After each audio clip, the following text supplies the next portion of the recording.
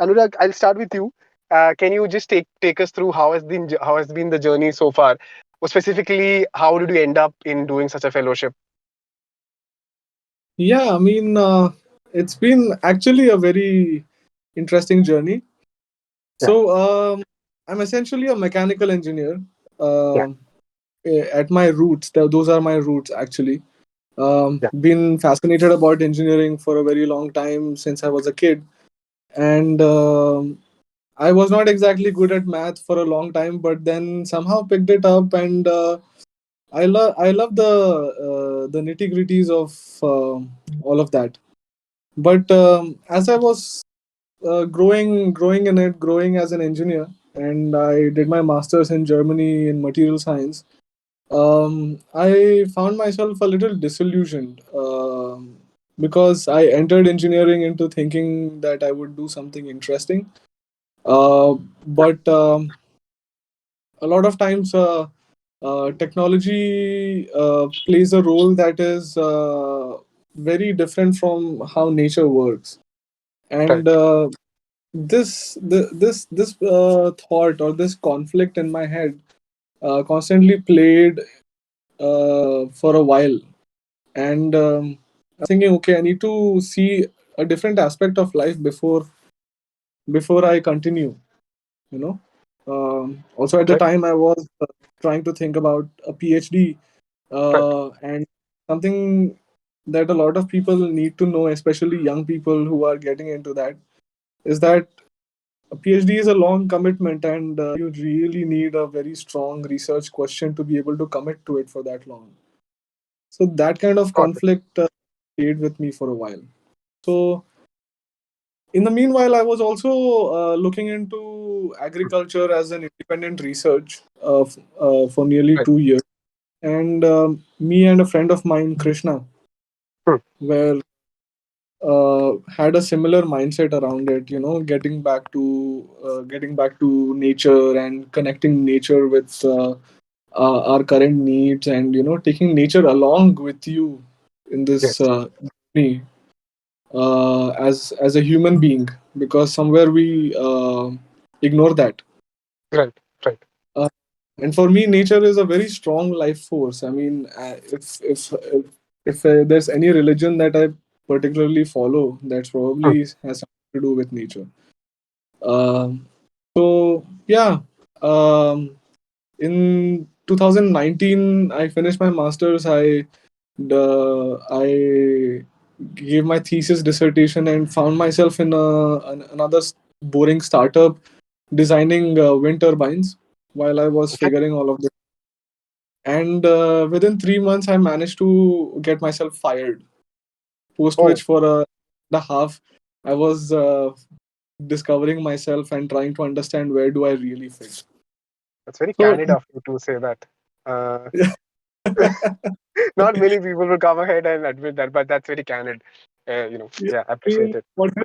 the truth is what it is. I mean, no matter Yeah, how yeah, you, it is what it is. And yeah. I think it's very important to normalize failures. In this day and age, because very true. people have this belief that everybody's successful, everybody have this Instagrammable way of living life. Very Yeah, important to call it out that there are failures as well. Yeah, just that point. I just wanted to add that.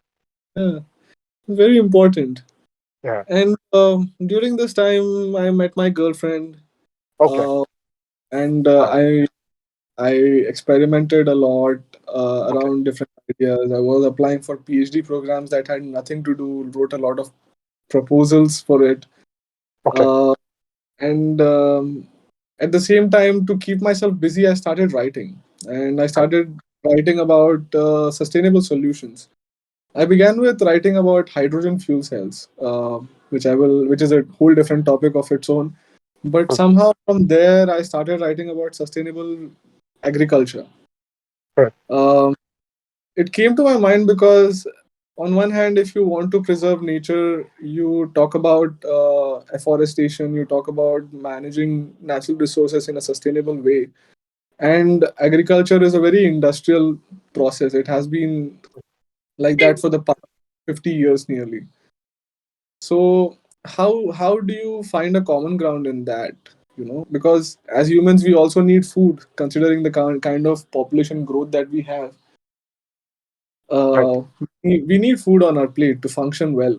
uh, at the end of the day, it's all about hunger, right? Yeah. If at the very fundamental level you're hungry from the stomach, nothing is gonna come out of your head. um, and all these philosophical ideas and abstract thoughts we talk about would make no sense if there is no food on the table. So thinking about bringing food to the table of everybody while maintaining the integrity of nature is an interesting topic that people have been talking about for the past many years. That's how we came about with the idea of the Mitti Collective, which is the company that I started. It's a not-for-profit Yes. organization that is involved in research and development to develop a quantifiable way Right. to observe sustainable agriculture practices. Why I say quantify is because, in believe it or not, or accept it or not, the reality of this world is that it is very economics based. Um, Yes. if you if you want to make an idea successful, Hmm. uh, in the beginning, the idea has to be strong enough for people to agree onto it. But at a Hmm. later stage, as it is scaling up and growing, there has to be some monetary benefit involved or some kind of incentive involved for everybody.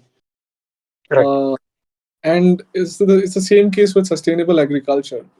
Hmm. You say, okay, follow natural solutions and do this and that, but at the end of the day, when you look at an average farmer in India who holds less than an acre of land, you go talk to him and say, hey man, why don't you follow, why don't you stop using fertilizer, why don't you stop using pesticide because it's bad for the environment.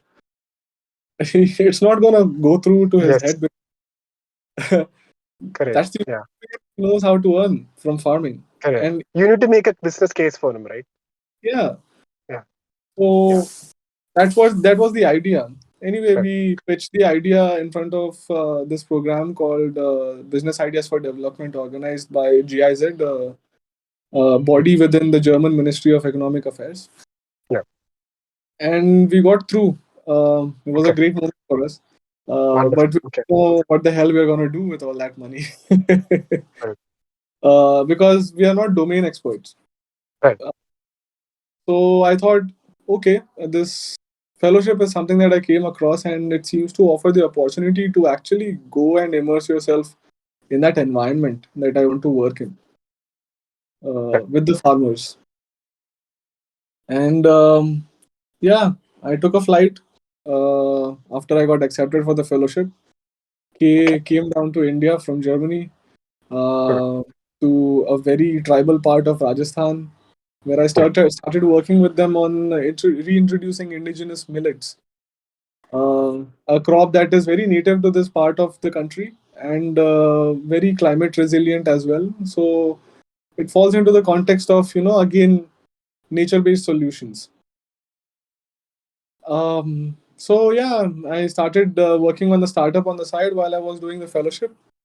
And it was a great experience. Started with a pilot of 20 farmers, introduced certain kind of millet to them, and they themselves saw a difference in that. I mean, seeing the difference was something not new to them, but it was new to me because these guys have been doing it for a while. It's just that they don't see economic incentive in it yet.